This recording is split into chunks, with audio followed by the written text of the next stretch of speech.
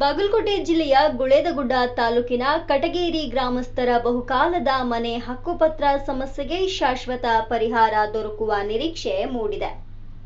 ಬಾದಾಮಿ ತಹಶೀಲ್ದಾರ ಕಚೇರಿಯಲ್ಲಿ ನಡೆದ ಮಹತ್ವದ ಸಭೆಯಲ್ಲಿ ಶಾಸಕರಾದ ಶ್ರೀ ಭೀಮಸೇನ ಬಿ ಚಿಮ್ಮನಕಟ್ಟಿ ಅವರು ಗ್ರಾಮಸ್ಥರಿಗೆ ಭರವಸೆ ನೀಡಿದ್ದಾರೆ. ಬಾದಾಮಿ ತಹಶೀಲ್ದಾರ್ ಕಚೇರಿಯಲ್ಲಿ ಮಾನ್ಯ ಶಾಸಕರಾದ ಶ್ರೀ ಭೀಮಸೇನ ಬಿ ಚಿಮ್ಮನಕಟ್ಟಿ ಅವರ ಅಧ್ಯಕ್ಷತೆಯಲ್ಲಿ ಸಭೆ ನಡೆಯಿತು.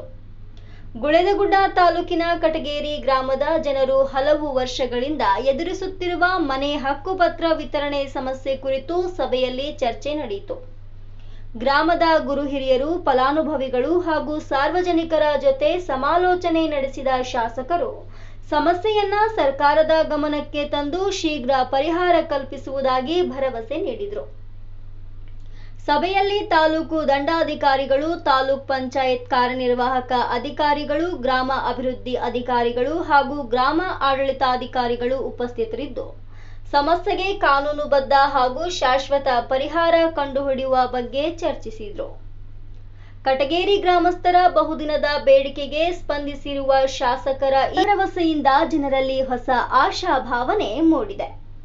ಇನ್ನಷ್ಟು ಸ್ಥಳೀಯ ಸುದ್ದಿಗಳಿಗಾಗಿ ಕನಕ ಟಿವಿ ಬಾಗಲಕೋಟವನ್ನ ಸಬ್ಸ್ಕ್ರೈಬ್ ಮಾಡಿ, ಬೆಲ್ ಐಕಾನ್ ಒತ್ತೋದನ್ನ ಮರಿಬೇಡಿ.